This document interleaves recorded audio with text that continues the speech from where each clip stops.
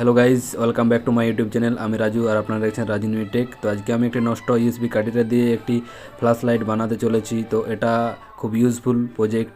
তো এটা আপনার বাড়িতেও বানাতে পারবেন এবং কম খরচার মধ্যেই বানাতে পারবেন। তো এটা আপনারা ল্যাপটপে, পাওয়ার ব্যাঙ্কে এবং চার্জারের মোবাইলের চার্জার দিয়েও আপনারা জ্বালাতে পারবেন। তো চলুন দেখা যাক কীভাবে এটা আমরা বানাই।